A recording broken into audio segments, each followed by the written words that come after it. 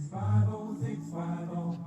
These are the numbers of a treasure trove. 650-650. A sister or mother with no child to console. 650-650. We pray for the day you'll be coming home. She was taken, her freedom stolen. This is the story of a broken woman. Aafia Siddiqui, we pray for you. Alhamdulillah. أعوذ بالله من الشيطان الرجيم بسم الله الرحمن الرحيم الحمد لله الحمد لله رب العالمين أشهد أن لا إله إلا الله وحده لا شريك له وأشهد أن محمدا عبده ورسوله صلى الله عليه وسلم. Brothers and sisters in Islam, friends of Facebook, lovers of freedom and justice the world over, supporters of Dr. Aafia Siddiqui and other political prisoners being held unjustly in the U.S. and around the world, I greet you in our traditional greeting of peace. Assalamu alaikum. This morning, we have a very special presentation to deliver.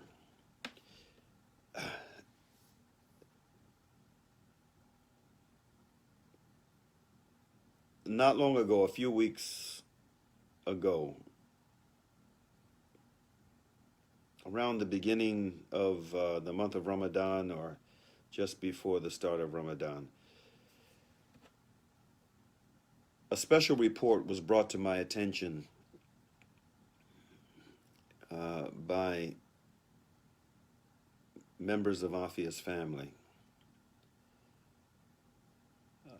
This is a report that was conducted, an investigation and an analytical study conducted by an organization known as TRT World.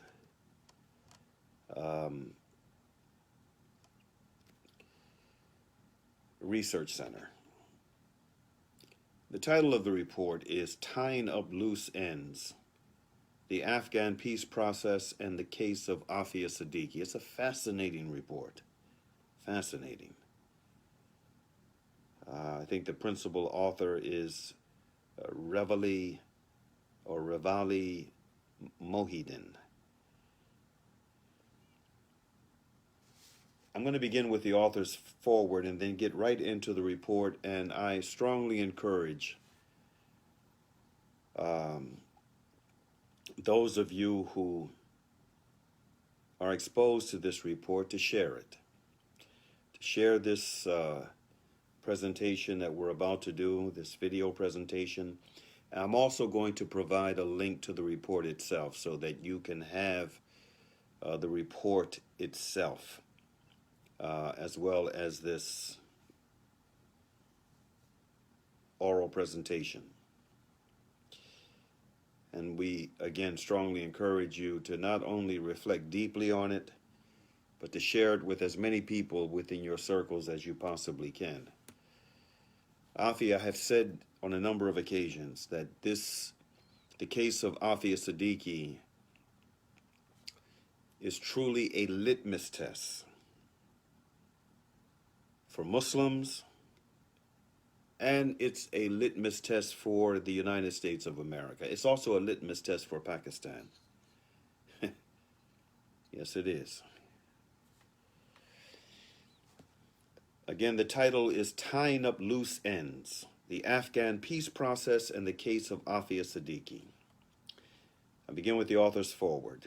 Investigating Aafia Siddiqui's case was not an easy task for multiple reasons. A discomforting tension hangs heavy on it, similar to cases that have not yet reached their conclusions. Even though Aafia was sentenced more than a decade ago and is still in prison, perhaps it is unsettling because she is imprisoned for a crime suspiciously unrelated to her infamy. or it may be that her profile as a Western-educated mother of three from a well-to-do family that prided itself on pursuing science and modernity, along with religion and tradition, to be in any way linked with the Al-Qaeda terror network is particularly hard to fathom. From reaching out to Aafia's family members who had to navigate their own psychological trauma to be able to succinctly answer my questions, to discovering court cases against Pakistani diplomatic staff for embezzlement of funds allocated for Aafia Siddiqui's trial, and from potentially strategic silences from both the Pakistani Ministry of Human Rights and the U.S. State Department, to piecing it all together by deciphering newspaper articles that appear to be well timed with my requests for comments, access to information, for a case with as much international media coverage as this one was surprisingly difficult.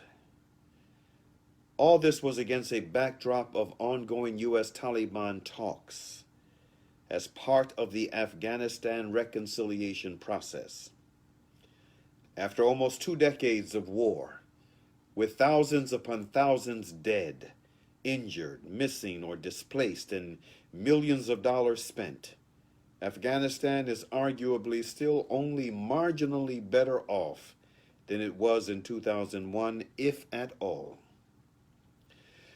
Reflecting upon my conversations with academics, lawyers, human rights advocates, and journalists familiar with Aafia's case, I could not help questioning whether the true cost of the war on terror, in terms of loss of life and potential on all sides, can ever be measured, and whether it was worth it, given that in the end, a political solution is being favored by all.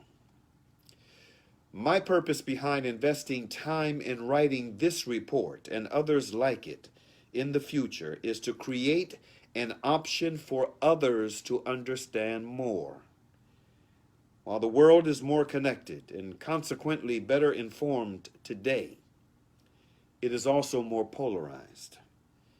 Perhaps that is the cost of connection itself. But I believe that by highlighting nuances in otherwise black and white cases that force us to choose sides, we can glimpse pieces of ourselves in every one of them and choose humanity instead. It's a thought-provoking introduction. On to the report. Aafia Siddiqui, the War on Terror's most mysterious case. Dr. Aafia Siddiqui and her 3 children, Ahmed, Maryam, and Suleiman, disappeared in March 2003. Instead of fading into obscurity, the family has become internationally known. While Aafia was Al-Qaeda mom for some and daughter of Pakistan for others, she became a political symbol, a political tool that everyone could latch on to. A mysterious figure with most aspects of her life not fully known, this interview-based report looks at 5 of the most important questions about Aafia's life and imprisonment in an attempt to shed light on the possibilities that may lie ahead. To help understand the complex nature of the case, a timeline of events in reverse chronological order that shaped Aafia's life as well as the trajectory of this report is necessary. Now, from there he proceeds to deliver a thematic timeline. And I'm not going to get into that because I was unable to copy that. It was this report, you know, the lettering in it was so small that with the vision challenges I'm having right now, it was very difficult for me to read it, and it took me a lot of time to to break it down and to enlarge as much of it as I could. Now, that diagram was not something I could enlarge, and so we're going to bypass that, but it will be in the link that I send out to you all, inshallah ta'ala.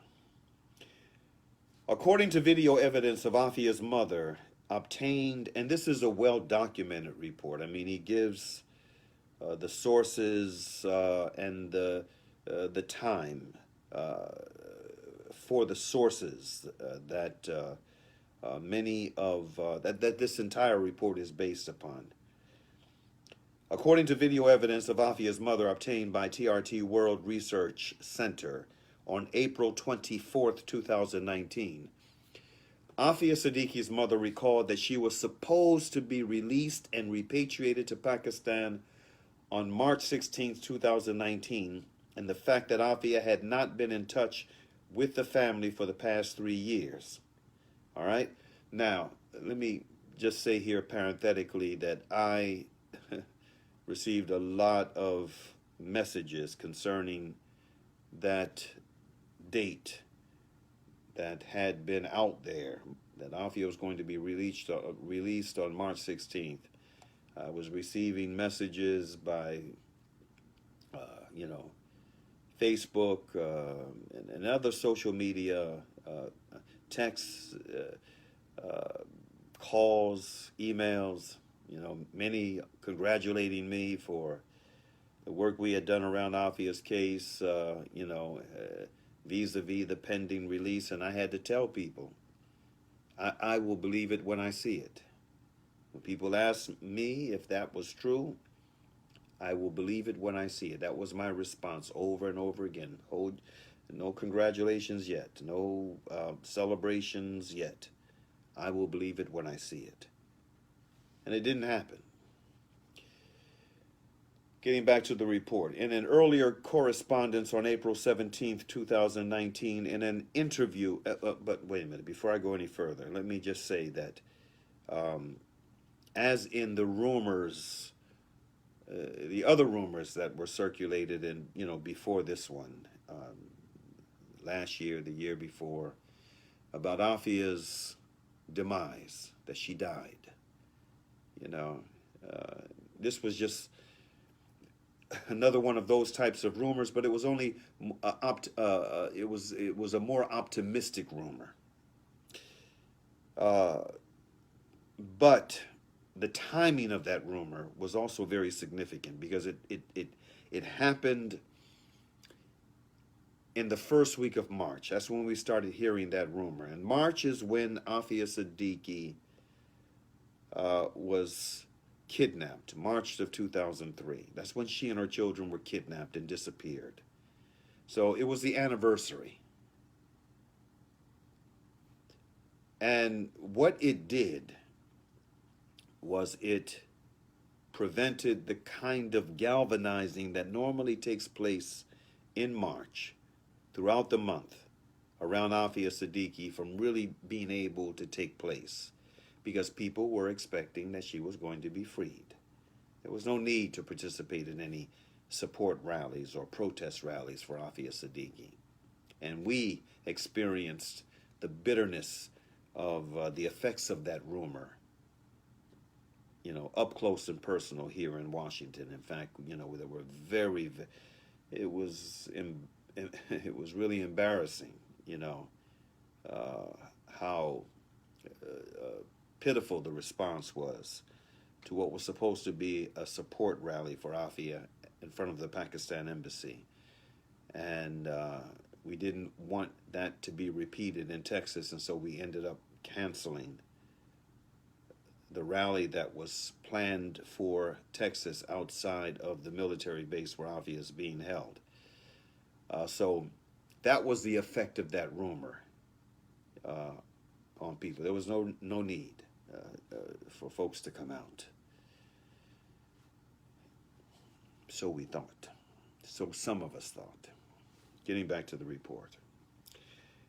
In an earlier correspondence on April 17th, 2019, in an interview with TRT World Research Center, her sister, Dr. Aafia Siddiqui, wrote that, quote, I am unable to respond to your queries as my lawyers advise me not to. However, I will reiterate that the chances for Aafia's release are very real, and we feel that our current Prime Minister and Chief of Army Staff are both people of good morality and will not let this suffering last. Dr. Aafia Siddiqui also revealed that the Afghan peace process may definitely impact the possibility of her release. She said that despite the fact that over the years there have been many efforts at repatriation, which came close to fruition and failed at the last minute, the next one may succeed. However, the date has come and gone, and Aafia has not been seen in the country. In fact, according to her mother, Aafia has been out of touch for the past 3 years with her family, communicating via Pakistani consular officials in Texas in the United States of America. Perhaps this was what she had been referring to when in earlier correspondence, Dr. Aafia Siddiqui had admitted to the fact that the current effort did not pan out. Presumably, she was referring to the missed release date of March 16, 2019. She recommended that the TRT World Research Center should contact the Pakistani government to ascertain why. At the time of this writing, the Pakistani Ministry of Human Rights had not responded to multiple queries by the TRT World Research Center. However, on April 23, 2019, the Pakistani Foreign Office spokesperson, Dr. Mohammed Faisal, said that Dr. Aafia Siddiqui, quote, does not want to come back to Pakistan, end quote, and reports of her possible repatriation are mere chatter. He also went on to add that the only way the possibility of Dr. Aafia's return could arise is if Prime Minister Imran Khan and U.S. President Donald Trump met in the future. This statement was abruptly retracted 2 days later. Dr. Faisal said that his statement regarding Aafia had been distorted and taken out of context. The Foreign Office spokesperson further added that steps to bring Dr. Siddiqui back were underway, and the matter of her return was continuously being raised with Washington. Muazzam Beg, a former political prisoner in the so-called War on Terror, wrongfully held and tortured, in an interview with TRT World Research Center, considered Aafia's case to be more political than criminal in nature. According to him, she has become a political symbol, a political tool. It was a slap in the face of Pakistan by the U.S., a show of strength and reach.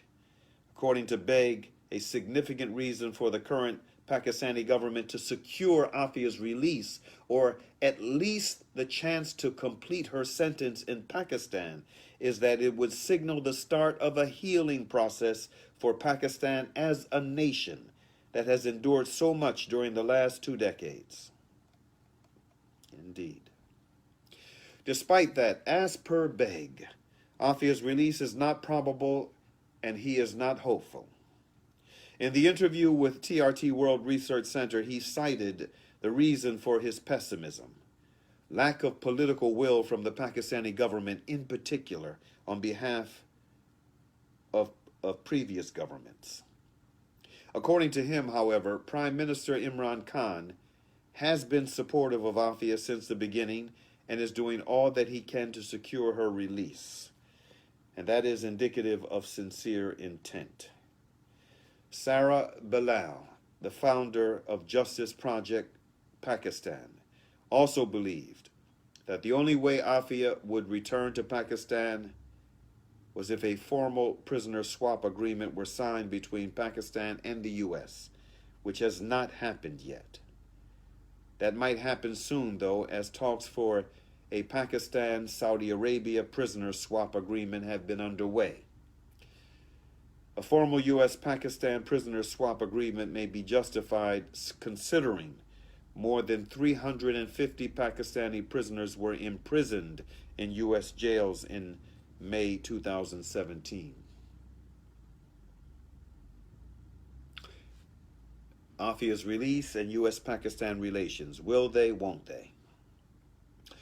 U.S. Principal Deputy Assistant for South and Central Asian Affairs, Ms. Alice Wells, and U.S. Special Representative for Afghanistan Reconciliation, Mr. Zalmay Khalilzad, conducted talks with Pakistani officials where they agreed to continue their cooperation for Afghan peace and reconciliation.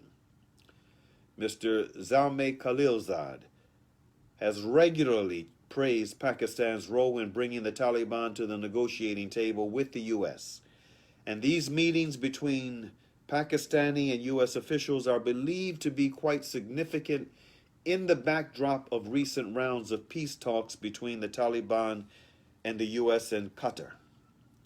According to an interview documented by TRT World Research Center, the Taliban have prioritized Aafia's release as part of negotiations surrounding prisoner exchange in the current peace talks with the U.S. This is not new, considering there have been multiple demands by the Taliban for her release over the past decade, as well as reports in the past that suggests that the U.S. has offered to exchange Aafia for others, including Raymond Davis, Dr. Shakil Afridi, and Sergeant Bergdahl. According to Dr. Tariq Cherkawi, it would make sense for the Taliban to prioritize Aafia's release because of her profile. The release of the controversial prisoner associated with the war on terror would be excellent optics in favor of the reconciliation process, elevating the Taliban's stance on the recklessness with which arrests and convictions associated with the war on terror were handled. With U.S. President Donald J. Trump calling for U.S. troop withdrawal both before and after being elected to office, the Taliban demand could be met in order to reward Pakistan's role in the Afghan reconciliation process by a softened stance on Aafia's detention, amongst other opportunities. Afghanistan's apparent waning importance to the U.S. may mean that the U.S. interests in holding on to Aafia as a potential bargaining chip for the future for extremist groups or the governments of either Afghanistan or Pakistan may not be as strong as before. In fact, strategically speaking, the U.S. has more to gain from letting Aafia serve her sentence in Pakistan, allowing the incumbent Pakistani government this public win in order to secure further cooperation in the U.S.'s seemingly inevitable withdrawal from Afghanistan. This appeared to be the motivation behind the unexpectedly neutral U.S. position during tensions between Pakistan and much-touted strategic ally India in February 2019, which definitely offered a significant diplomatic win to the incumbent Pakistani government.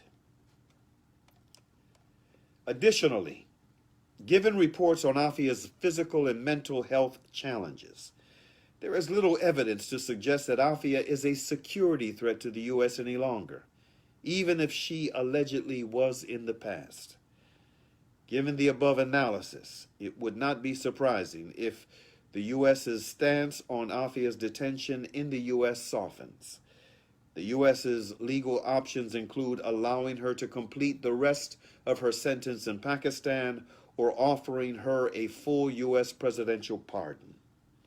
Considering President Trump's assertion about very good relations between Pakistan and the U.S., and the fact that the U.S. has appeared fairly pliant towards Taliban demands by continuing to engage the Afghan government, with analysts wondering whether the Taliban might be making assurances to Khalilzad. But it is unclear whether those guarantees are acceptable to the Afghan government. One of the above legal options may be exercised soon. Aafia's return to Pakistan to complete her sentence offers a win-win deal for all involved. The U.S. administration gets goodwill and cooperation. The Taliban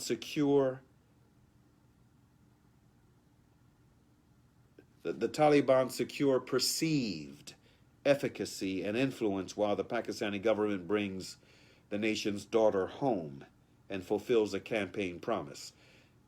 Then why has it not happened yet? The answer may be that the U.S. Taliban talks have not gone as smoothly as expected in the expected time frame. This is most evident when considering the timeline of the Afghan peace talks between the U.S. and the Taliban. In November 2018, Aafia's sister reported that the incumbent Pakistani government has informed her about the substantial development over the issue of Dr. Aafia, and that she is 100% optimistic her sister is coming to Pakistan soon. In December 2018, Pakistan took credit for arranging peace talks between the Taliban and the U.S. By February 2019, Mr. Zalmay Khalilzad met with Mullah Baradar, the co-founder of the Taliban, who had been detained until then by Pakistani authorities since 2010, and had a more productive round of negotiations as Baradar had influence with the Taliban. By March 12th, the New York Times reported that 2 weeks of U.S. Taliban talks ended with progress but no breakthrough. As evidenced above, Aafia was to be released from Carswell and repatriated to Pakistan on March 16, 2019. This, however, did not come to fruition. This may show that even though Afghanistan's importance to the U.S. may be waning, the U.S.'s interest in holding on to prisoners, and not just Aafia, whose release have been demanded by the Taliban, may not have dimmed as of yet. U.S. envoy Zalmay Khalilzad met with Pakistani officials on April 29, 2019, before the scheduled U.S. Taliban talks in Qatar in early May 2019.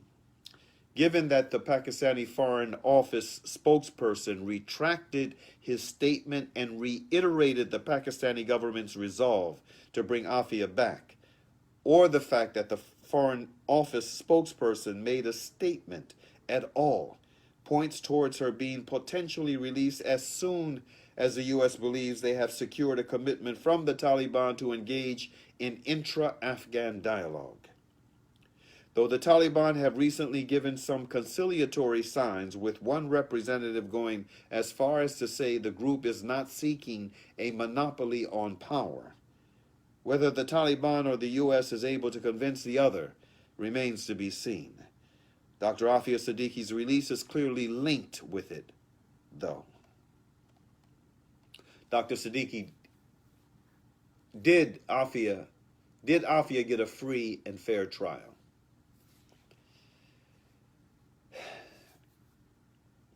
Even if the current Pakistani government is successful in negotiating Aafia's return, there are more than a few unanswered questions, particularly related to the validity and fairness of her trial.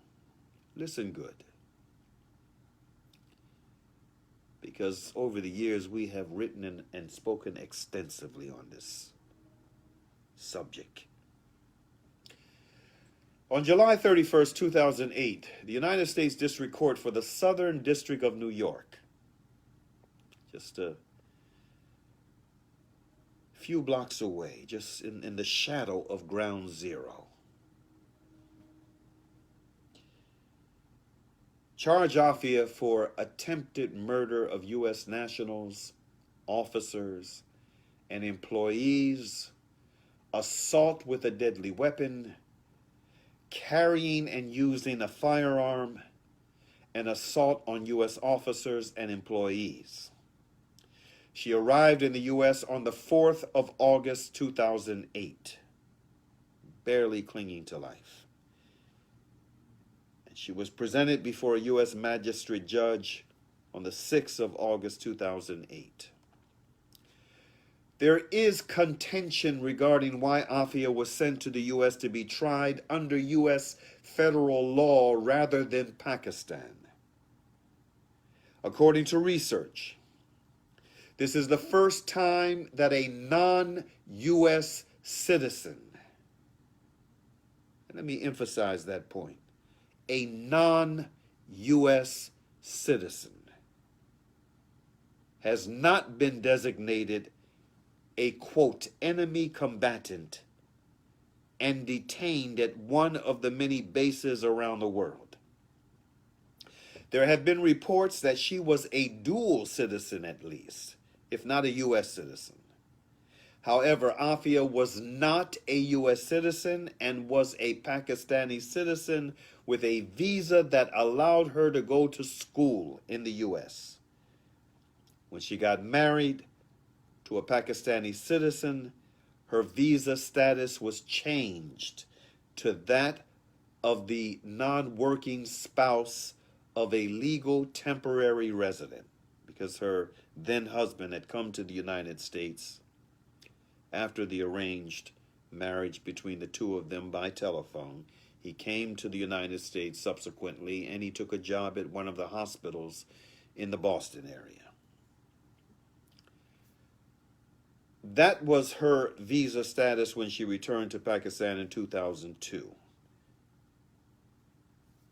Dr. Aafia Siddiqui also shared Aafia's Pakistani passport to determine her Pakistani citizenship after stating that she was only a Pakistani citizen and had never held U.S. citizenship. And in this report, there is a copy of Aafia's passport. There has been no evidence thus far of her being a U.S. citizen. If she was a Pakistani citizen arrested in Afghanistan, listen good. If she was a Pakistani citizen arrested in Afghanistan, it is reasonable to assume she would be tried in either Pakistani or Afghan courts. Then why was she sent to the U.S., especially when there was no precedent for that? What the U.S. did, brothers and sisters, when they brought Aafia Siddiqui back to the United States and put her on trial, they were actually violating international law. They were violating Afghan sovereignty and international law by doing what they did with Aafia Siddiqui. The arrogance of power. Aafia's trial was delayed significantly due to more than 15 psychiatric evaluations in order to determine her ability to stand for trial. You know, this sister of ours, Aafia, went through living hell those 5 years of her disappearance and being shuffled about to different black sites and tortured. Living hell. Eventually, and not without contention, in April 2009, Judge Richard Berman ruled that while Aafia may suffer from mental health problems, she was competent enough to stand trial. Richard Berman and his wife are hardcore Zionists, and Richard Berman was openly biased against Aafia Siddiqui in the way that he conducted that trial from start to finish. I'm not telling you what I heard. I'm telling you what I witnessed. I was there. During this pre-trial period, in a speech on April 25th, 2009, Aafia's brother said, quote, Aafia does have court-appointed lawyers, but we learned over the past few months that court-appointed lawyers have severe restrictions. For example, in 9 months, not one defense lawyer has visited the scene of the crime, nor interviewed a single witness or even made a motion for bail. Court-appointed lawyers are paid low fees, and even then, the lawyers constantly struggle to get funds pre-approved from the judge In this system, the other side knows everything you are doing. Appointed lawyers do not even have to have expertise or experience in the area of charges relevant to the case of Aafia. So how can Aafia build a trusting and confidential relationship without a lawyer of her own choosing? End quote. And this is something that Aafia, during that whole process, was understandably resistant to. Being appointed lawyers that she didn't feel she could trust in a process that she absolutely knew she could not trust. The Pakistani government paid over $2 million in 2010 for Aafia's defense team. However, according to a consular visit report written by Aisha Faruqi, the Pakistani consul general in Houston, Texas, who visited Aafia at Carswell on May 23, 2018, and procured by TRT World Research Center via Dr. Aafia Siddiqui.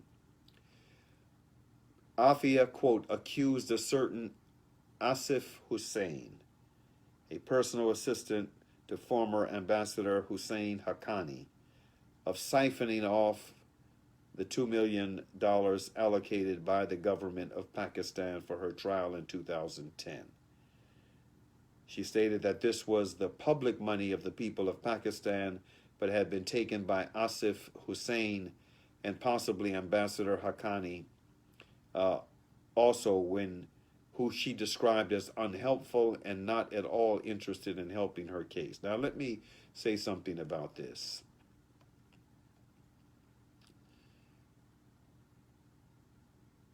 If Aafia did in fact say these words, if she did in fact express this concern,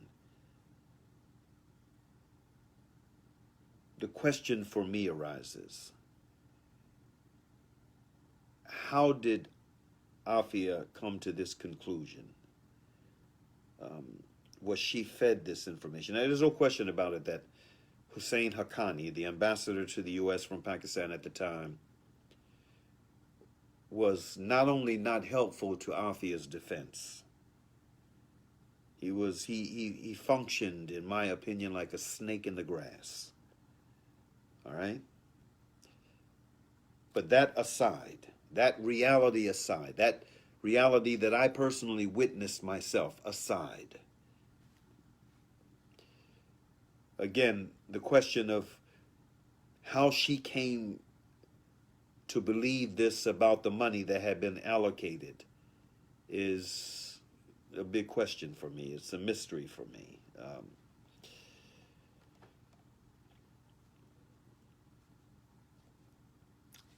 The report goes on to say, indeed, a right to information case has been filed by Mr. Altaf Shakur, president of the Pasban Democratic Party, and advocate Chaudhry Hassan Safarez Bahali in the Islamabad High Court against the government of Pakistan through Ministry of Law, Justice, and Parliamentary Affairs, Ministry of Foreign Affairs, Ministry of Finance, and Auditor General of Pakistan.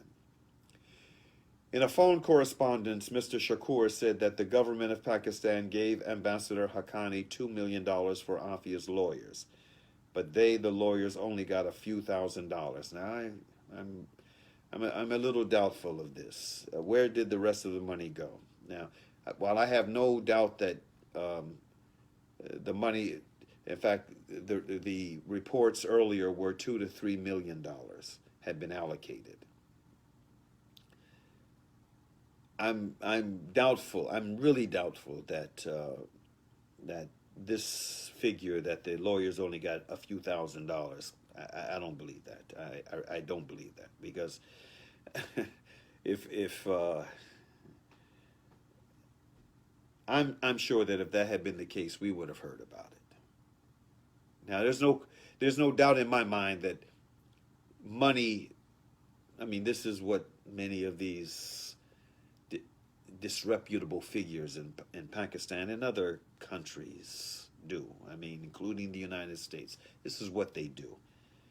You know, they do siphon off the public dole. When many of these corrupt-hearted politicians and bureaucrats and what have you, they do this. There's without any question. So I have no doubt that siphoning off that $2 to $3 million that was allocated did in fact take place. I have no doubt about that at all. But to the extent that the lawyers only got a few thousand, no, I don't believe that. Not for a minute. Not for a minute.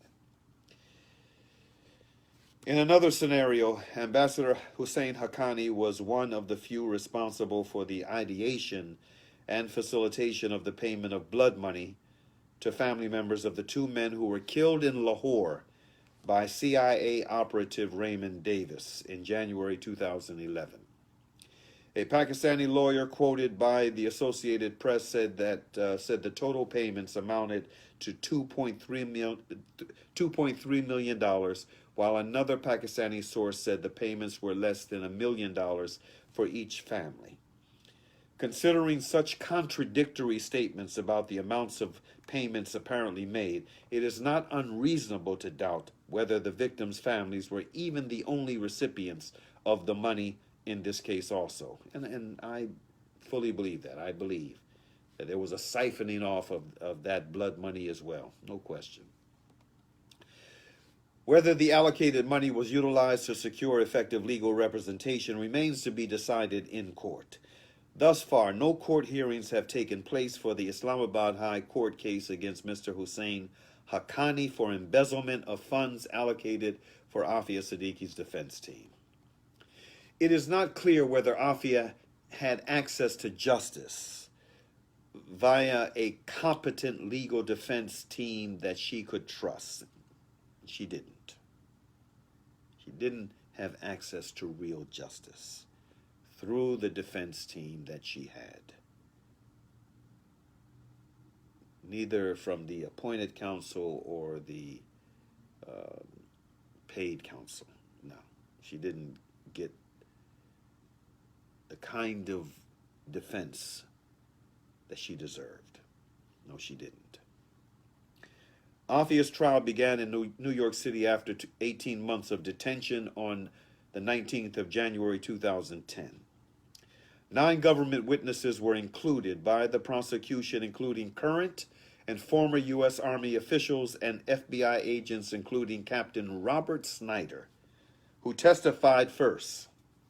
Oh, do I remember his testimony and how he lied under oath. Aafia's defense team presented the following evidence. There was no forensic evidence that the rifle was fired in the interrogation room. 9 out of 9 government witnesses offered conflicting accounts of how many people were in the room, where they were positioned, how many shots were fired. Her handbag contents were not credible evidence because they were sloppily handled. An FBI agent testified that Siddiqui's fingerprints were not found on the M4 rifle. Ahmed Gul's testimony differed from Robert Snyder's with regard to whether Siddiqui was standing or on her knees, excuse me, as she fired the rifle, allegedly. The prosecution argued that it was not unusual to fail to get fingerprints off a gun, as this was a crime that was committed in a war zone, a chaotic and uncontrolled environment 6,000 miles away from here. That documents pertaining to terror plans and weapons were found in Aafia's bag that were written in her own handwriting. Aafia had taken a firearms course, and that the pistol safety instructor had testified he taught her to fire hundreds of rounds. Big deal. Aafia resisted her legal team throughout the trial, attempting to fire them repeatedly. According to Worthington, most of her lawyers only met her in court. One of her lawyers, Linda Moreno, said in an interview that, quote, she was clearly damaged, extraordinarily frail, very tiny. It broke my heart when Aafia did not trust anyone, me, the other lawyers, although I could understand it. She reminded me of American Indian resistors I worked with way back. Her resistance was clearly to the legal process, and she saw all the attorneys as part of that process, end quote. Aafia, despite her legal team's advice against it, or perhaps because of it, chose to speak herself during the trial. And as I said in the past, brothers and sisters, friends of Facebook, that was the one bright spot. Even though her lawyers tried to convince her not to take the stand, that snake in the grass, Hussein Haqqani, attempted to try to persuade her or to prevent her from being able to testify in her own defense. SubhanAllah, Aafia's taking the stand was the one bright spot in that whole trial, in my humble opinion. And I'm not alone in this opinion. She testified that her own guards had given her the documents to carry in her bag just before they released her.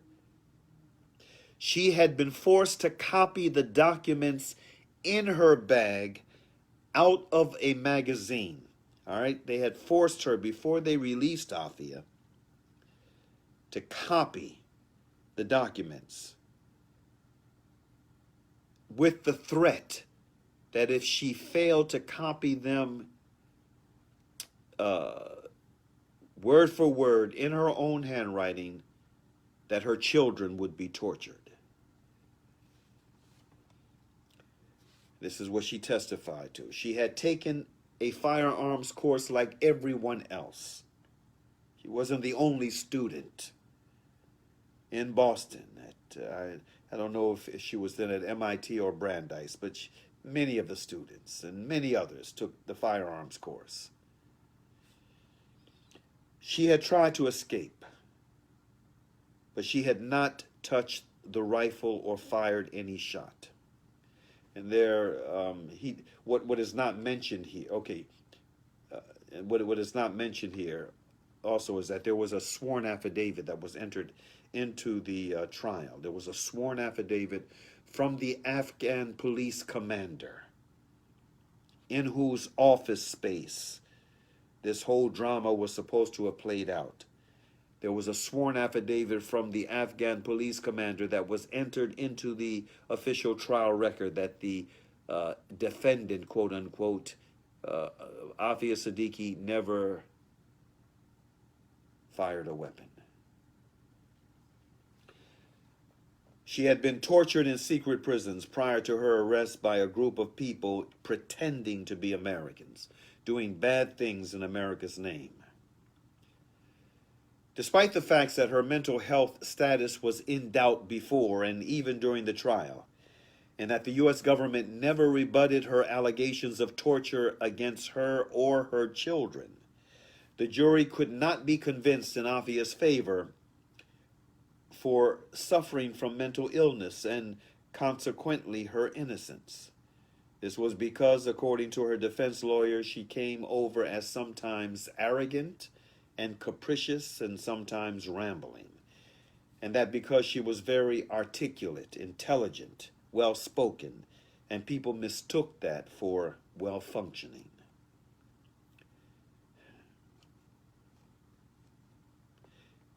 It could have also been because she did not have access to a competent legal defense team that she could trust, or the fact that her team could have instead focused more on the many gaping loopholes and lack of evidence provided by the prosecution instead of proving Aafia mentally unwell.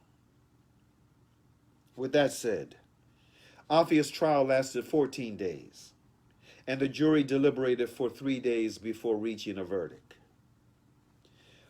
On February 3rd, 2010, Aafia was found guilty of attempted murder, armed assault, using and carrying a firearm, and 3 counts of assault on U.S. officers and employees, and sentenced to 86 years in prison. Despite both concerns, she was not psychologically fit to stand for trial, and that U.S. claims were not fully supported by the evidence.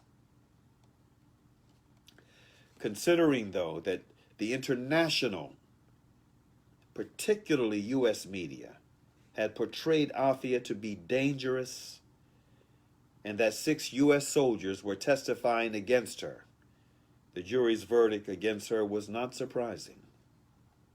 Not surprising at all. Even if all allegations were true, though, and Aafia was undeniably psychologically competent to stand trial, Aafia's sentence of 86 years is arguably punishment that exceeds the crime. Now keep in mind, brothers and sisters, friends of Facebook, Aafia Siddiqui was the only one injured. She was the only one who was shot in this crowded room. A crowded room in which she was supposed to have fired off an M4 rifle. Nobody was hit with any of these imaginary bullets. Only she was shot by an American soldier that was shocked. Actually, he was surprised when she appeared through the curtain of the room that they were in. She was behind the curtain, and when she looked through the curtain, he was surprised. He was shocked, and he jumped up and he shouted, "The prisoner is free," took out his weapon and fired. He hit Aafia in the torso. She was the only one that was injured by gunfire. And yet she ends up getting a sentence of 86 years for attempted murder. Her children, Ahmed and Miriam, have never been to the United States to see her. And Ahmed and Miriam, let me say, were both born in the U.S. They are American citizens by birth, but they have never been back to the U.S. to see their mother. Her third child, Suleiman, the baby, he was only 6 months old. Miriam was 4 years old. Ahmed was 6 years old. Suleiman was just 6 months old. He was born when she and her then husband and their children, they returned back to Pakistan. Suleiman has not been seen since 2003. He is presumed to be dead. And the reason why this presumption is as it is because when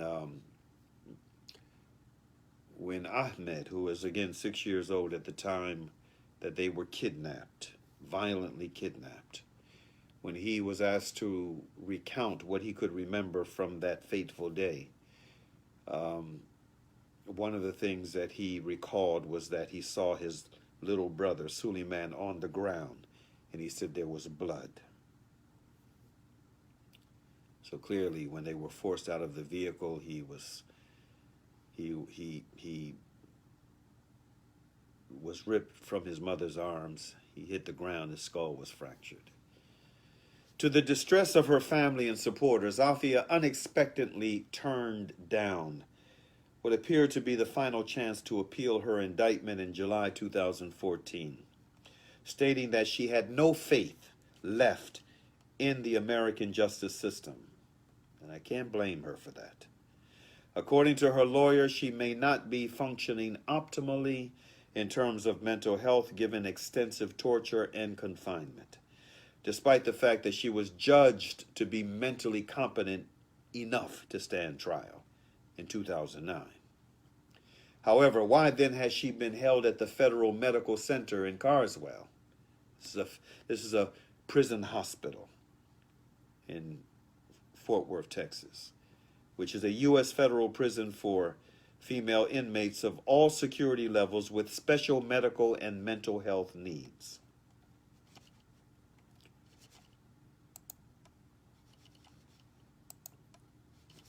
Oh, come on, what's going on here now?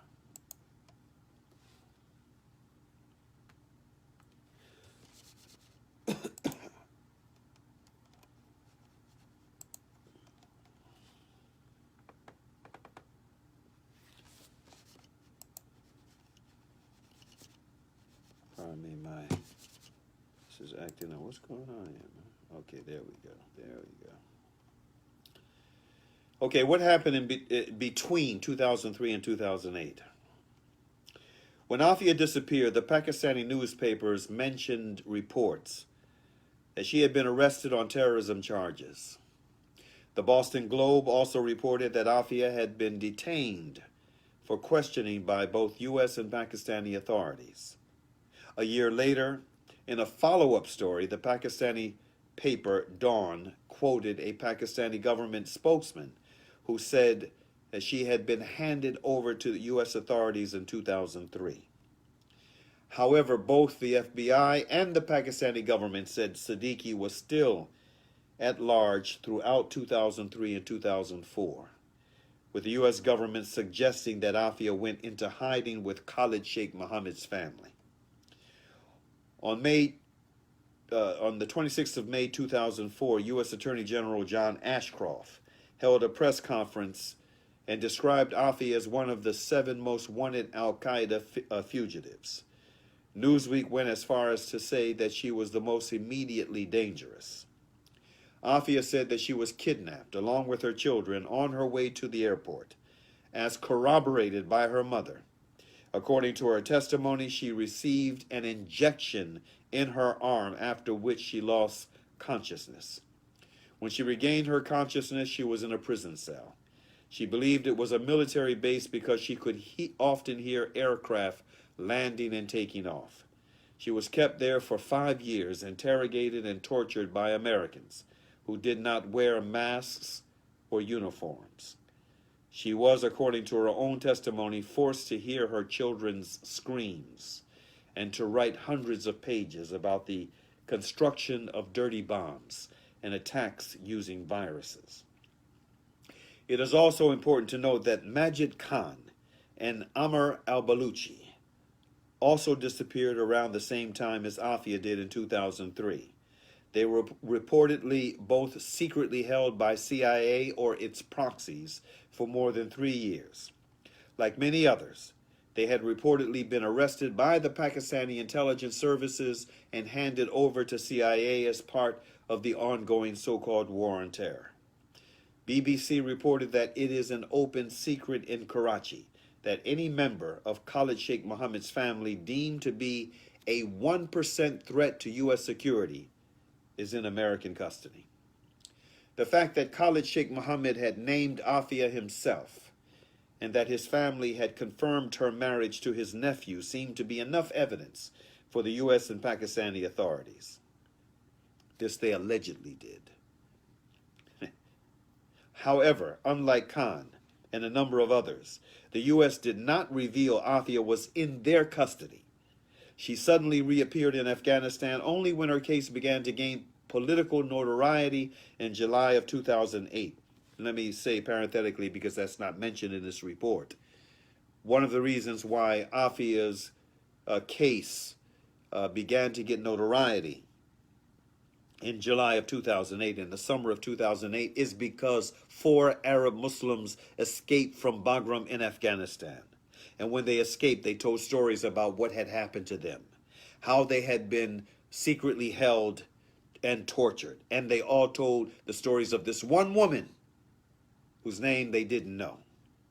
But they described her, a Pakistani woman in her early to mid-30s, who had spent a number of years being educated in the United States, who had been torn from her children, didn't know where they were. To their knowledge, she was the only female prisoner there, and they would hear her haunting screams just about every day, usually at night, because of what was being done to her.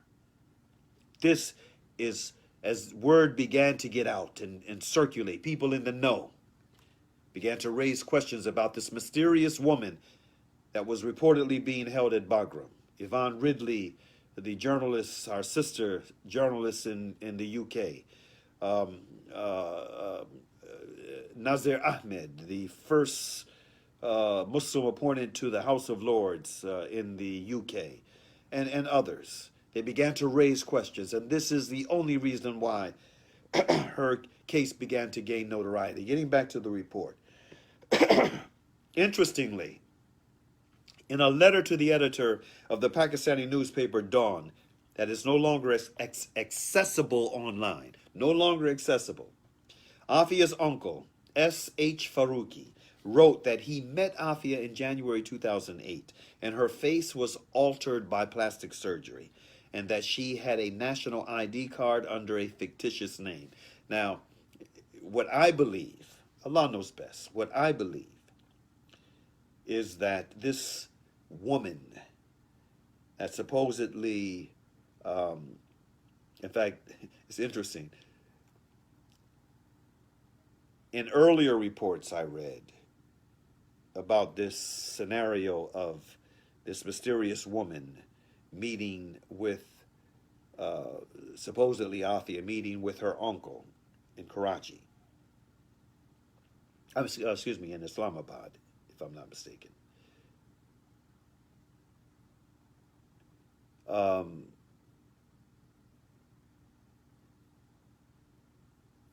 She was supposedly wearing a niqab, and she didn't remove the niqab, but he recognized her from her voice.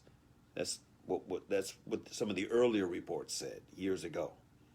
Now, it's that her face had been altered by plastic surgery, and that she had a national ID card under a fictitious name. Now, what I believe, Allah knows best, what I believe is that this was the secret services, could have been Pakistani secret services, and probably, in fact, it probably was Pakistani secret services, in tandem with U.S. secret services, creating a scenario with this woman who was supposed to be Aafia Siddiqui visiting this uncle of hers in order to create a false narrative that Aafia Siddiqui, who was in U.S. custody being tortured, was actually, roaming around Pakistan on this jihadi undercover adventure. SubhanAllah, this is what I believe. And they manipulated this aged uncle of hers into believing that this was her, in order to prop up this artificially constructed scenario that Aafia was on the loose. According to Amnesty International, even though there has never been any reliable information about Aafia being held by the U.S. prior to her arrest in Amnesty in Ghazni in July 2008, it is widely known that the U.S. has held an unknown number of people in secret detention in CIA-run black sites. And I was about to interject. I've been so profoundly disappointed with Amnesty International around the case of Dr. Aafia Siddiqui. I've been so profoundly, and I've let some of my friends in Amnesty International know this, profoundly disappointed with this organization. But it's not the only one. These sites were set up in various countries following the attacks of the 11th of September 2001, including in Afghanistan. On July 17, 2008, a woman appeared outside the Ghazni governor's compound in Ghazni, Afghanistan. Listen good. Apparently arousing suspicion while crouching on the ground. A police officer approached her, thinking she was a suicide bomber. 2 days before this happened, Abdul Rahim Disawal, the public prosecutor in the nearby Andar district, received an anonymous call from a woman claiming that a female suicide bomber accompanied by a boy was on her way to Ghazni. Now, this is my first time hearing this kind of detail. I remember excuse me, hearing years ago that a call was made to authorities about this mysterious woman and this young boy. Aafia had been reunited with her son Ahmed, hanging around outside the governor's compound. and the suggestion that she might be a suicide bomber.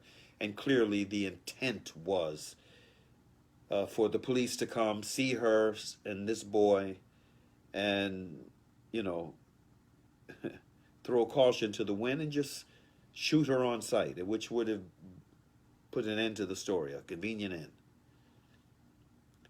So this is my first time ever reading this slightly different scenario. 2 days before this happened, Abdul Rahim Disiwal, the public prosecutor in the nearby Andar district, received an anonymous call from a woman claiming that a female suicide bomber accompanied by a boy was on her way to Ghazni. Aafia was taken to the police station for questioning. At the police station, Aafia said the boy accompanying her was her stepson and that his name was Ali Hassan. The Ghazni police searched the bags that they found with her, but they found no explosives. However, they did find small plastic bottles containing chemicals, a computer and documents written in Urdu and English about dirty bombs, biological weapons, and recruiting jihadists. According to U.S. accounts, Aafia was taken to the Afghan National Police facility, where she was held in a meeting room which was partitioned by a curtain, and she was sitting unsecured behind the curtain. As American authorities entered, including FBI agents, U.S. Army officers, and their U.S. military interpreters, one of the U.S. Army officers allegedly sat down and put his loaded M4 carbine on the floor, apparently according to local Afghan tradition. Allegedly, Aafia drew the curtain, picked up the gun, and pointed it at the U.S. Army officer. After yelling Allahu Akbar, she apparently shot at one of the U.S. Army officers at least 2 times, but missed both. According to U.S. sources, the Afghan interpreter who was seated closest to her attempted to disarm her. During this time, the other U.S. Army officer, who was not shot at, returned fire and hit her in the torso. As per a U.S. Justice Department statement, Aafia allegedly hit and kicked after she was shot. This small woman,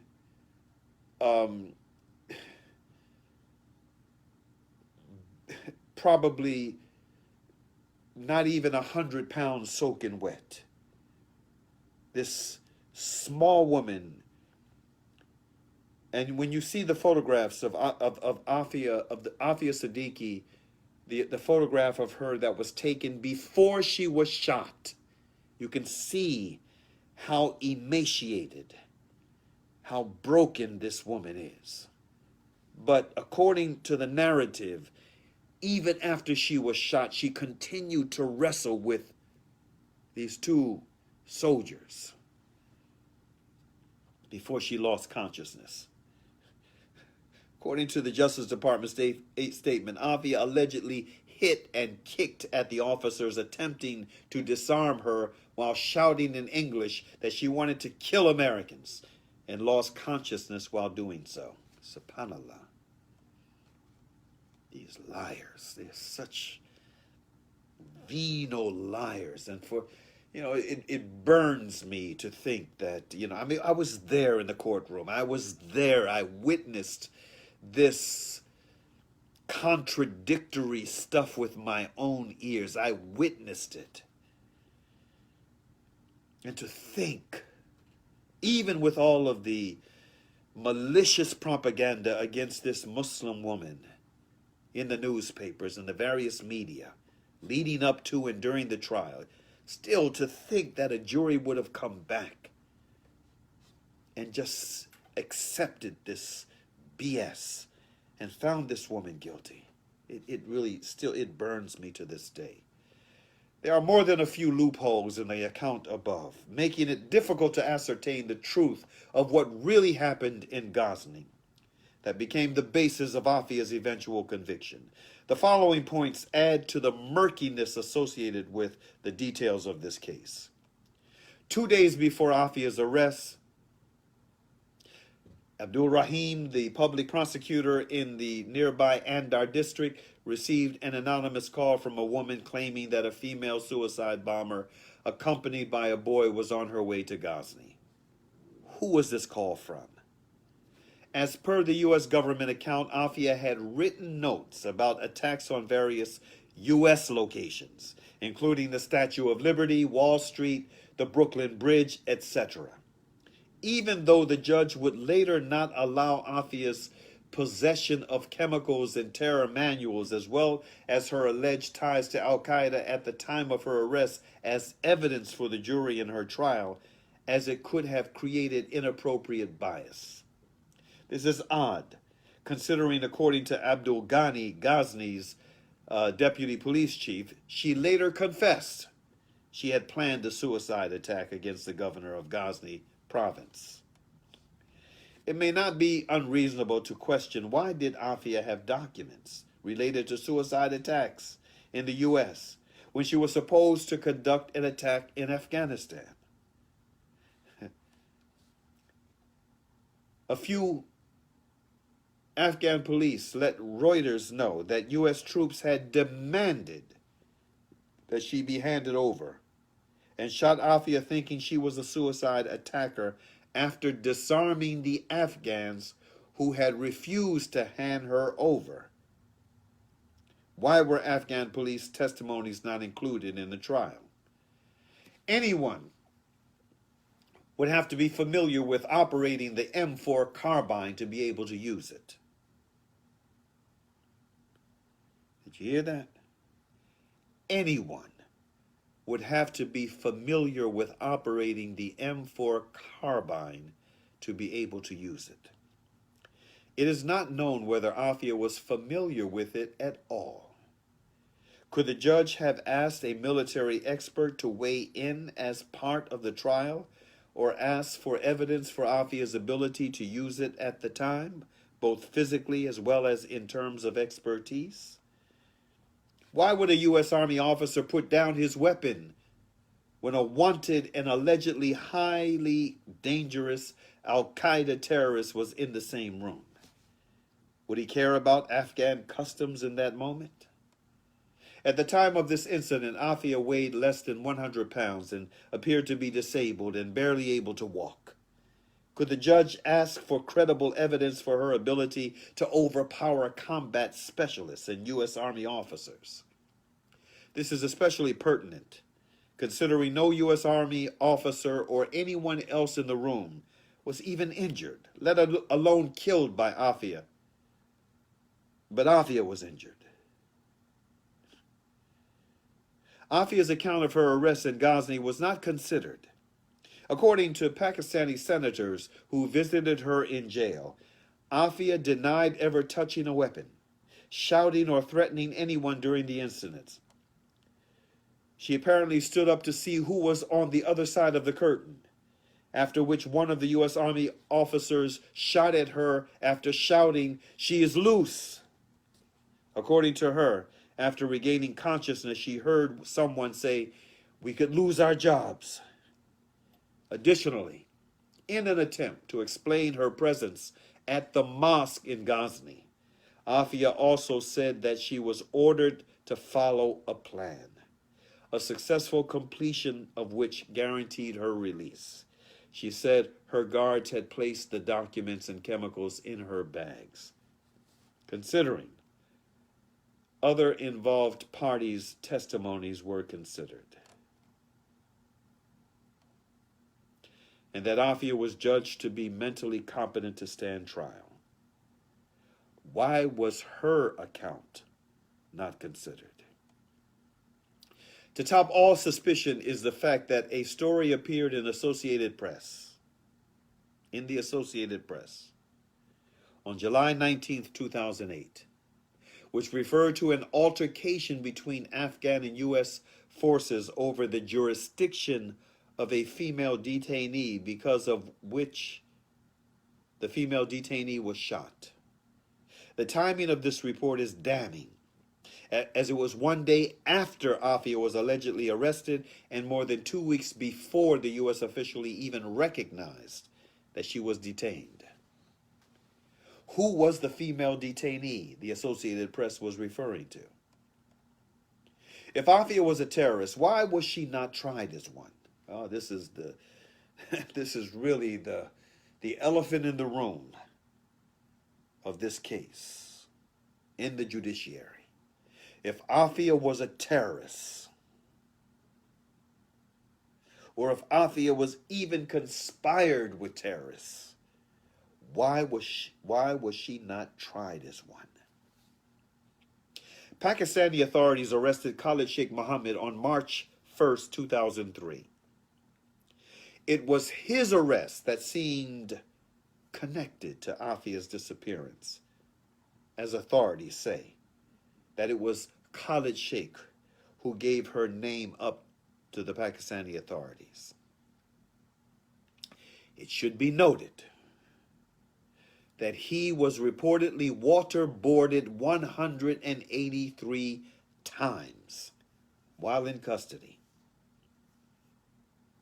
Khalid Sheikh Mohammed naming her triggered a global wanted for questioning alert for Aafia on March 25th, 2003, who was also accused of being a courier of blood diamonds. Yeah, this was one of the accusations made against Aafia Siddiqui. She was a courier of blood diamonds for Al-Qaeda and a financial fixer for Al-Qaeda. By the time Khalid Sheikh Mohammed had named her, the FBI had already investigated her as well as her husband, Mohammed Amjad Khan. So clearly, and we have abundant evidence, and we reported on this in our book, Aafia Siddiqui,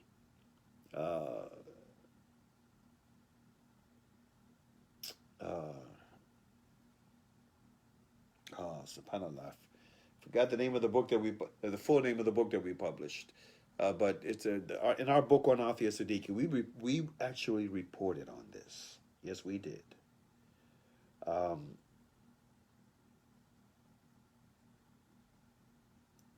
Aafia and her then husband Amjad Khan had come up on the FBI's radar as a result of Amjad Khan purchasing with his credit card legally certain types of firearms that he later, when he was investigated by the FBI, claimed were going to be used for big game hunting.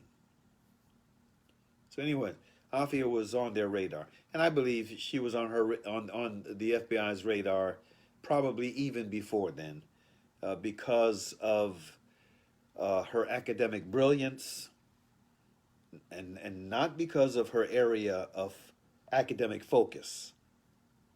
Her brilliance and the fact that she was a committed Muslimah who was well known and respected within the university communities to which she belonged, from the University of Houston in Texas, where she did her freshman studies, to MIT in Brandeis, where she graduated with honors from both institutions. And she was known for her dawah. The last time Aafia's mother saw her was when her daughter was getting into a taxi with her 3 children, the youngest only 6 months, bound for Karachi airport on the 30th of March 2003. She was planning on going to Islamabad to visit her uncle. At the time of her arrest, media described her as a masterful microbiologist, which is BS. A masterful microbiologist, geneticist, or neurologist, capable of applying this dangerous knowledge to procure and develop biological weapons. This is pure BS. Aafia's PhD was in cognitive neuroscience.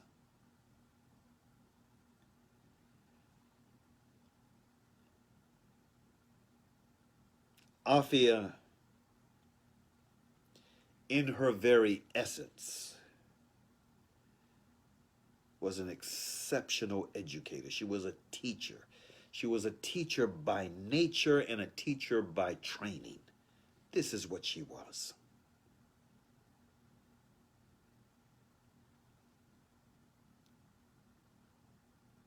And the report goes on to say,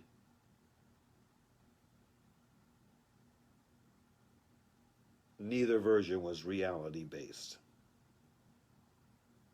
Again, at the time of her arrest, media described her as a masterful microbiologist, geneticist, or neurologist, capable of applying this dangerous knowledge to procure and develop biological weapons, while others reported her as unscientific. Neither version was reality-based.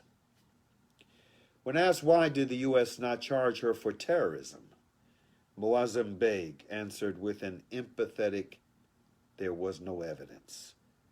That's why." When asked why terrorist organizations such as Daesh were requesting her release, Beg answered that Aafia became the symbol of political resistance to the U.S. that everyone could latch on to. I've said this many times when this question has been raised of me. Brother Saalakhan, why are these extremists overseas requesting Aafia's release? Because she had become a symbol. He cited the example of Mutahida Qaumi Movement, MQM, a predominantly secular political party in Pakistan, advocating for Aafia's release to highlight the broad appeal of the case to Pakistanis and Muslims. If the U.S. security officials had reason to believe Aafia was a bona fide al-Qaeda terrorist, she should have been charged for terrorism. It would not be unreasonable to assume that no trial was sought for terrorism because there was no legitimate evidence for it, or at least none that was valid enough. With 6 U.S. Army personnel as witnesses against Aafia, sending a very strong signal, the jury also did not have access to what was arguably a key piece of evidence during the trial, which only became available later through WikiLeaks. It was a U.S. Defense Department incident report that supported Aafia's account of her not firing the gun, but only pointed it at the soldier. The U.S. military did not allow this report to be available at the time of Aafia's trial. And I believe that this WikiLeaks report is partially true, that Aafia didn't even touch a weapon. During her trial, the judge did not allow Aafia's possession of chemicals or terror manuals, as well as her alleged ties to al-Qaeda at the time of her arrest, as evidence for the jury in her trial, as it could have created inappropriate bias. It's not the only reason. However, there is reason to consider a more sinister motive behind this exclusion of evidence. And I come down on the side of this more sinister motive, because Judge Richard Berman was not fair. He was not a friend of justice. He was not a friend of balance. He was openly biased against Aafia. And so the second scenario is probably more apropos. There is reason to consider a more sinister motive behind this exclusion of evidence. It puts the burden to prove beyond reasonable doubt that such evidence actually existed on the prosecution, which may have been difficult considering the many loopholes in the story as highlighted in an above section. So the judge actually did the prosecution a favor. In fact, according to her defense attorney, Elaine Whitfield Sharp, the U.S. may have never wanted Aafia to have a trial at all. She contended that Aafia was set up by U.S. officials in what the CIA calls a disposal order, quote unquote, a disposal order, because the U.S. no longer knew what to do with her. They had wanted the police in Ghazni to kill her as a potential suicide bomber. forever labeled a terrorist as she carried evidence with her.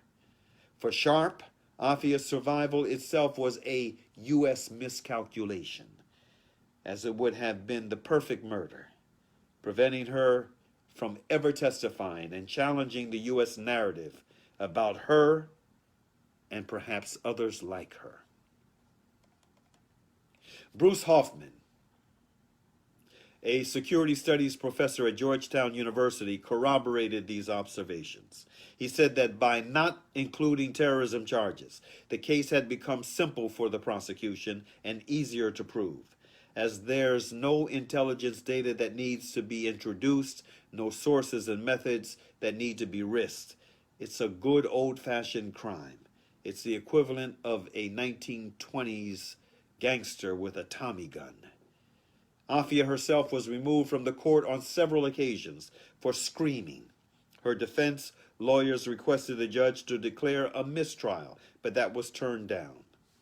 With so many omissions and loopholes in the evidence, Aafia's defense lawyers tried to appeal the sentence on the basis of her mental health illness and that she attempted to escape from the Afghan facility by any means available, what she viewed as horrific fate.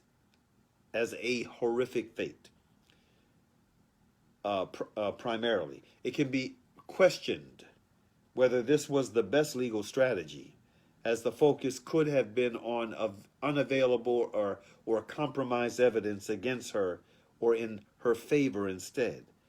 That most likely would have been more effective. I agree.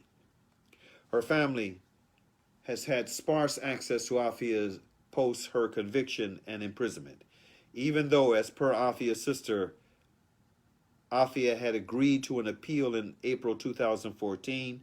She abruptly withdrew it in July 2014.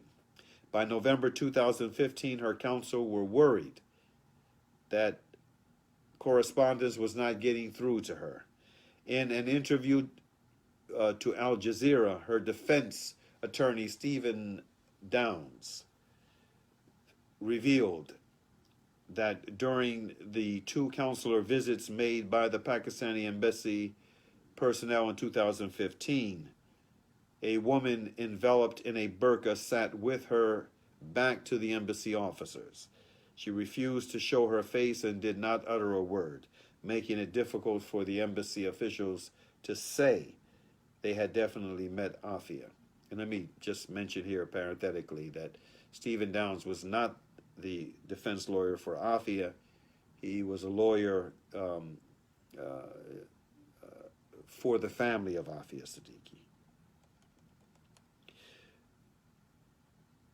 in their pursuit of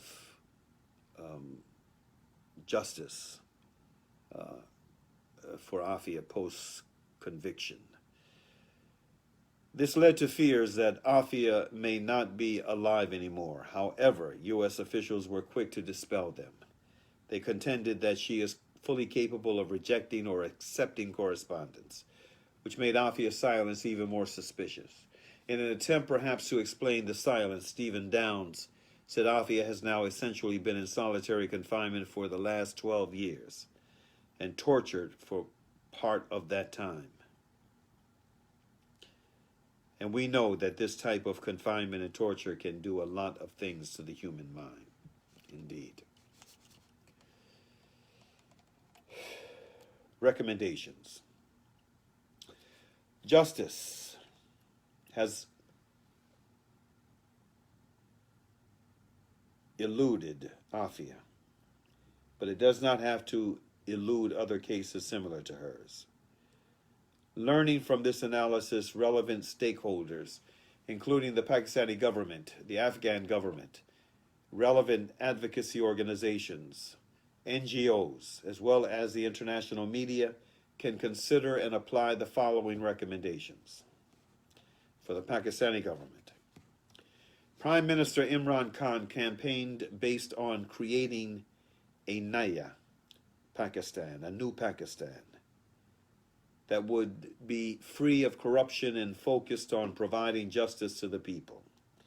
Provision of justice to Aafia Siddiqui is a documented priority for him, considering it is included in the Prime Minister's political party, the PTI, its political manifesto.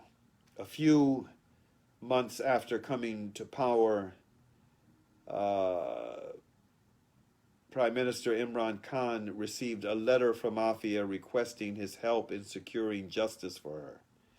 Given that this is a very high-profile case in Pakistan, securing her release could provide political mileage that would help promote the ruling party's efficacy in ensuring justice for all.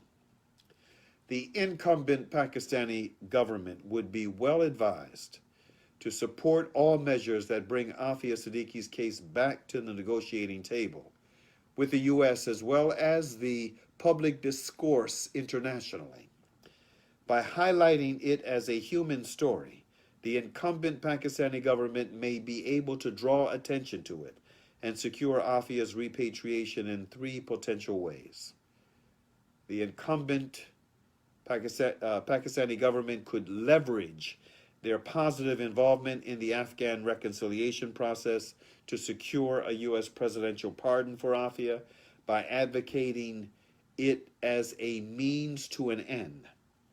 The end being the closure of an era of distrust between the U.S. and Pakistan. This could also help restore the U.S.'s image in terms of fairness and mercy for the Pakistani public as well, considering geopolitical shifts and Pakistan's growing relationship with China. It may be in the U.S. interests to invest in protecting the U.S.-Pakistan relationship. Prime Minister Imran Khan's government could secure her repatriation to serve the rest of her sentence in Pakistan near her family members, including her children. This could be done under either Pakistani or U.S. law, as there exists provisions under both. In Pakistan, according to the Transfer of Offenders Ordinance of 2002, a prisoner can be transferred to Pakistan if a relevant bilateral agreement exists between Pakistan and the country that holds the prisoner currently. The power to transfer an offender exists in the U.S. as well. Title 18, Part 3, Chapter 306, Section 4100 of the U.S. Code states that an offender may be transferred from the United States pursuant to this chapter only to a country of which the offender is a citizen or national, quote unquote. As Aafia is a Pakistani national, the incumbent Pakistani government could facilitate her transfer to a Pakistani jail by signing a bilateral prisoner transfer agreement with the U.S., as it has done with the UK, to meet the requirements as per the penal codes of both countries. This will allow the current U.S. and Pakistan governments to uphold the values associated with America First and Naya Pakistan that led to their election. The Pakistani government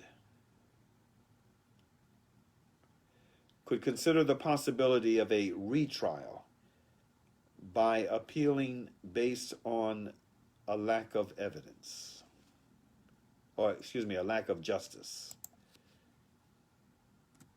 Aafia had claimed in court papers that her 2010 conviction should be thrown out because she was forced to use lawyers paid for by the Pakistani government, considering that there is a possibility that Ambassador Haqqani or his staff did siphon off $2 million and only paid her lawyers a few $1,000s as alleged. The incumbent Pakistani government could ensure that the case for the right to information regarding expenses incurred and resources utilized during Aafia's trial currently pending in the Islamabad High Court is able to reach its conclusion quickly and justly.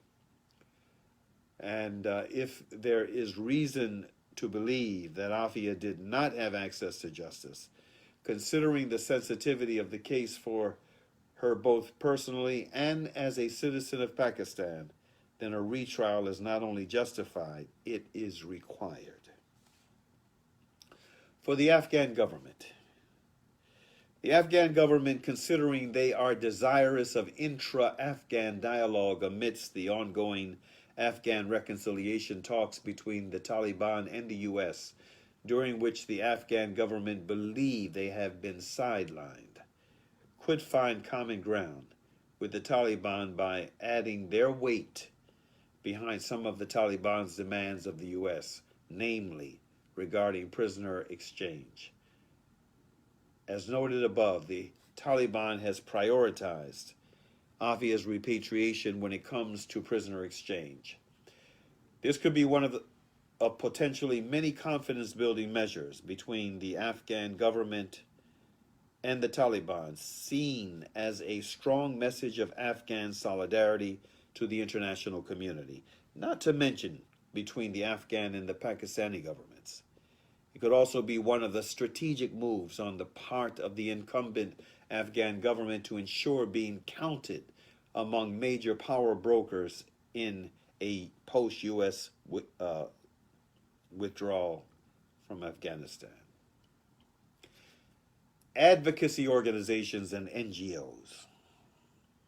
The advocacy organizations and NGOs who work with prisoners, missing persons, and torture victims must ensure that mechanisms are in place to document violations as per international human rights law.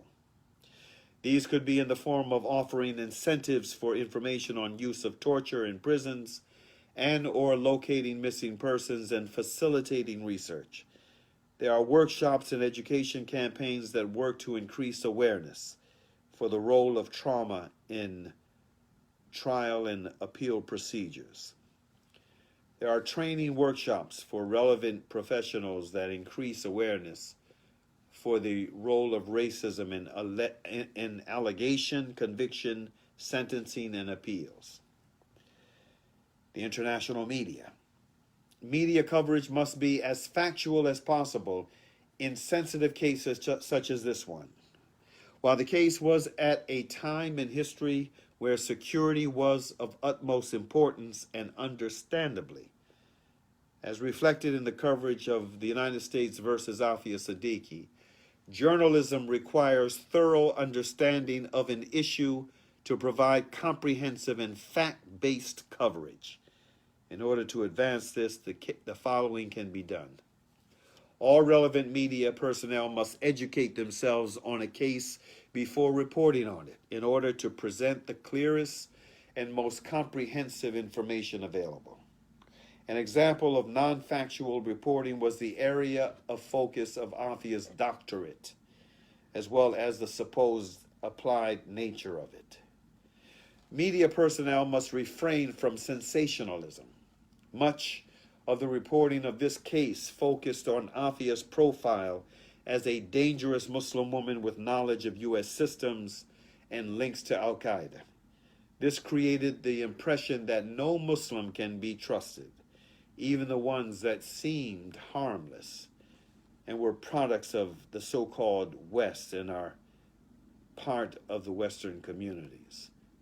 By highlighting her as a woman of another culture, the media exoticized her and made it hard to relate to her humanity.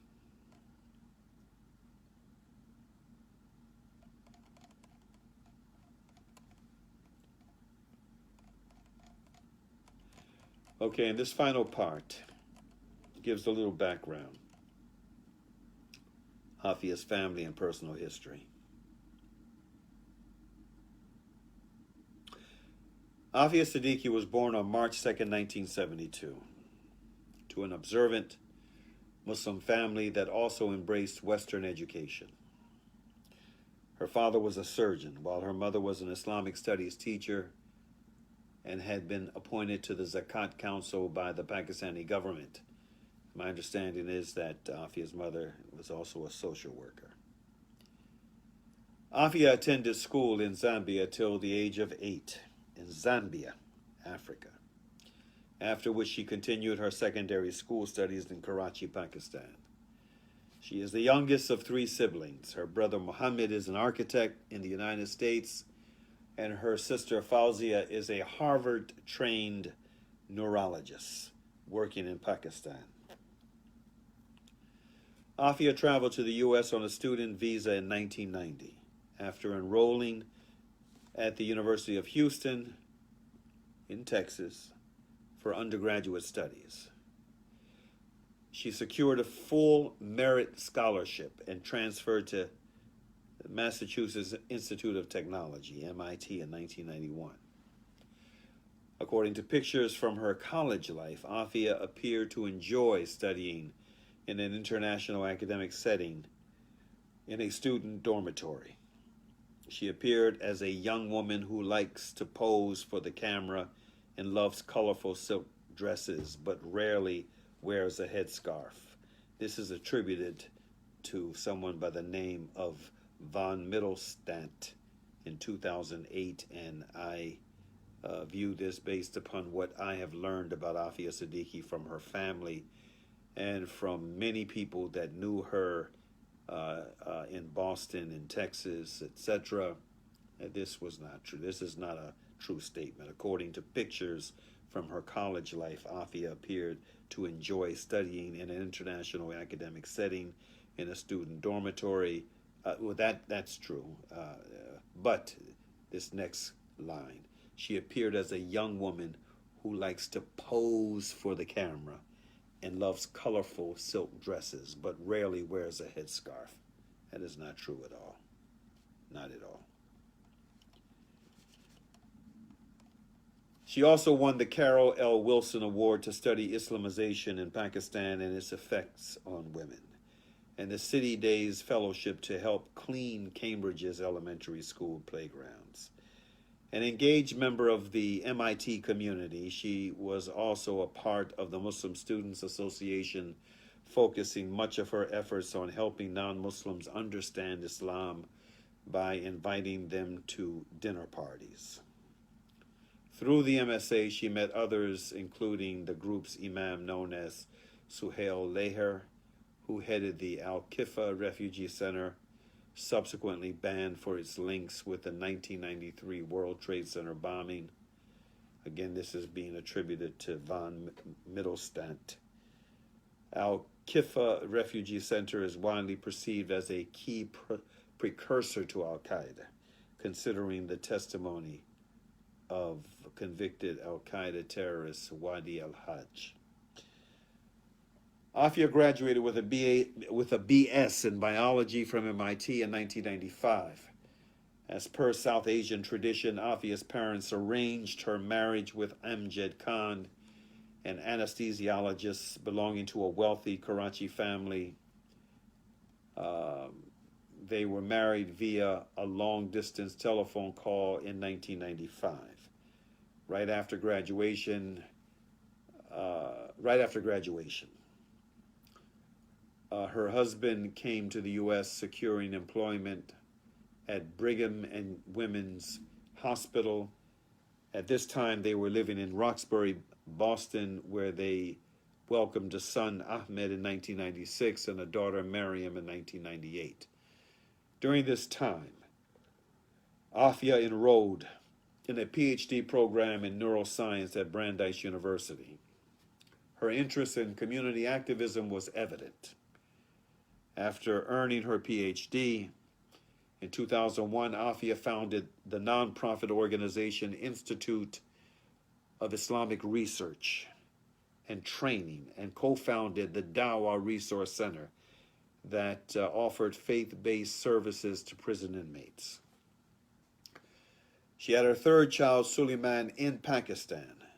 Soon after, she and her husband divorced in 2002 due to marital discord. And that is the end. We go from here to the bibliography, and again, this is a rather lengthy bibliography. Again, brothers and sisters, this is it's a thought-provoking report, special report, and it was long, almost 2 hours long. We started this at 9 o'clock, a little after 9. It's almost 2 hours long. But it's well worth the effort it took to deliver this presentation. Like I said, I'm going to send out the link to it so that you'll be able to read it for yourself and also see the sources for the report. Let me conclude by saying this. SubhanAllah, this is yet another wake-up call on this troubling case involving this gifted, well, once gifted. I think Aafia today is a shell of her former self. But this very committed Muslimah, outstanding academic, a hafida of Quran. It's a sister who memorized the entire Quran, and she was known for her erudite spiritual perspective. She had a big heart. She was known for giving, for encouraging others to give to those who were in need. She was known for this. She was one of the bright, shining lights of the MSA, the Muslim Students Association, and it's a shame. It is a shame to this day on the Muslim Students Association and every one of its leaders, especially on the national front, the national MSA. It is a shame on every one of its leaders from 2008 up until the present that the Muslim Students Association has been so silent on one of the most distinguished alumni that it has ever had. And it has failed to even raise a voice of concern for Aafia Siddiqui. Shame on the MSA. Shame on the MSA. Shame on the ISNA organization, the Islamic Society of North America, the quote, largest Muslim organization in America. Shame on the Islamic Circle of North America, the ICNA, an organization that should feel a special responsibility to Aafia Siddiqui because she is not only this committed Muslimah, but she is also a member of the South Asian tribe. The tribe that started this organization. The tribe that has roots in Pakistan and India and other parts of South Asia. The silence is deafening. Shame on CARE, on the Council on American Islamic Relations, probably the strongest Muslim advocacy organization in the country, certainly the most well-known, for its silence on Aafia Siddiqui. Shame on all of the prominent leaders and activists in America who remain silent on Aafia Siddiqui. Shame on the Muslim women who are activists, who are among the shuyukh of America, who can't even bring themselves to raise the issue of Aafia when they give their presentations and close in dua for this sister. Shame, shame, shame, shame on so many. Shame on the Muslim, the Muslims who have been in and out of government in the years since Aafia was brought back to the United States, 2008. Who have been in and out of government, whether it's a Democratic government, a Republican government, different agencies who have been silent on Aafia Siddiqui, who have not raised the issue of Aafia Siddiqui. There's so much shame to go around. There's so much shame. And we wonder why Muslims, despite being in one of the most, comparatively speaking, one of the most safe and secure zones in the world, despite all of the Islamophobia that permeates the American atmosphere, still one of the most secure zones in the world, we still we muzzle ourselves on some of the most critical issues of the day. Oh, we love, many of us love to be in the spotlight. We love to be the face and the voice of Muslims in America. We love being placed in that position in the public square. Oh, but when it comes to challenging issues like this, people, Muslims who are suffering like this is one of the most exemplary Muslim prisoners that we know about. And it's a Muslim woman. We have a special obligation to Muslim women according to the Quran and Sunnah. A special obligation. Clearly expressed in the Surah Al-Mumtahina.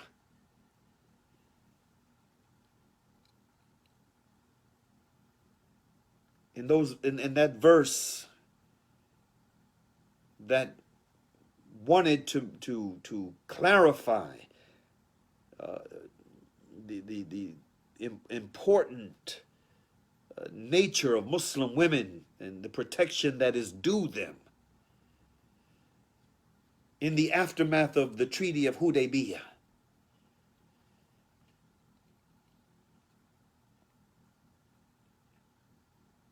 We have examples in history that we often point to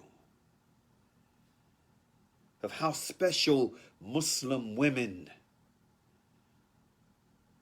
who were either held prisoner or under siege in some kind of way, how important it was, how much of a requirement it was for us to respond as men, Muslim men, leaders.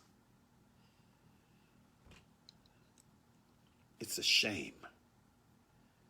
It is a shame that we've had so many reports to come out over the years. This just being the latest one on this Muslim woman. And we are still not moved to do what we should have done years ago. And shame on Pakistan. Shame on the Pakistani military. Shame on the Pakistani intelligence services. Shame on successive Pakistani governments that have allowed this Muslim woman to remain in this situation that she's been in. Shame. Shame on those so-called progressives within the American political construct. Shame on the women outside of the Muslim community, these progressive women, these women that are supposed to be leaders and defenders of women and defenders of the honor of women, the dignity of women, who have been silent on Aafia Siddiqui. Shame on these activist organizations, these non-Muslim activist organizations that have been able to assert themselves in the public square in ways that invite justifiable commendation from time to time. People patting them on the back for being courageous and what have you in different situations, but they have been silent on Aafia Siddiqui, yet knowing about her. I'm not going to mention any names.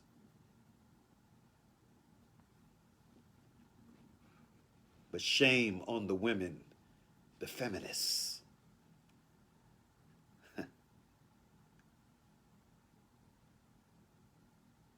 who have ignored Aafia Siddiqui. It's time to stop. This is just the latest in a slew of reports that have come out from different quarters over the years concerning this Muslim woman. This is just the latest.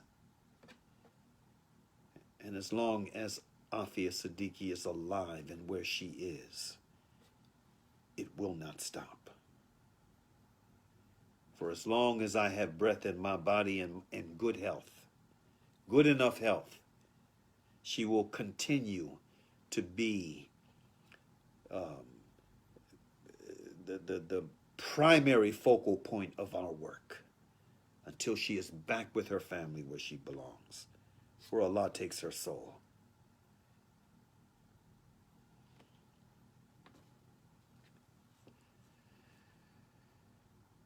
And I'm going to continue to be a thorn in the side of all of you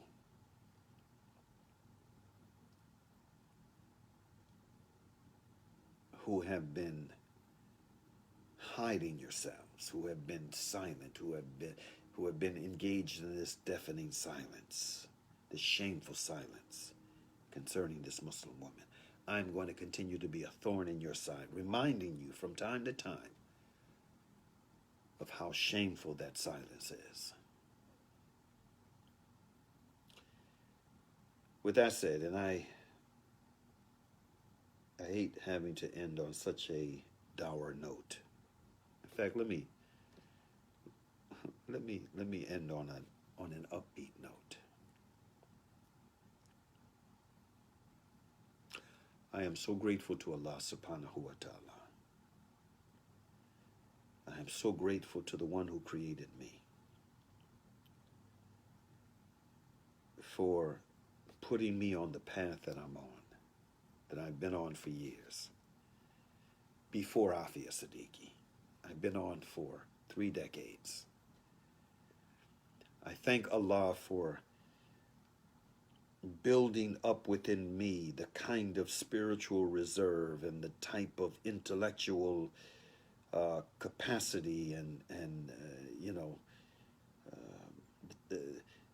giving me the kind of spirit that enables me to do this kind of work that I've been doing consistently for as long as I have, and for not shying away from cases like Aafia Siddiqui, for not looking the other way and saying, no, it's too difficult, for not giving up when our struggle for her freedom has dragged on and on and on. I've been involved in her case since a year after she was brought back to the United States. From 2009, that's when I became involved, and we have been involved ever since. And I thank Allah for giving me this determination, this energy, this spirit, and I remind all those who care to know what my position is and what it will be going forward, that again, I'm going to stay with this until she is free, or Allah takes my soul. And that's a positive note to end out on, it's just a positive note. At the end of the day, we are judged by our intentions and by what we have the capacity to do and what we are willing to do with that capacity.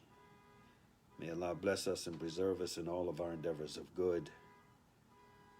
May Allah awaken the conscience and the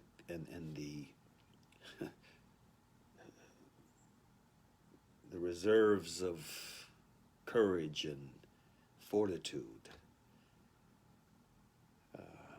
sufficiently enough to enable more of us to embrace the challenges of our time while we still can. Peace be unto you. Assalamu alaikum.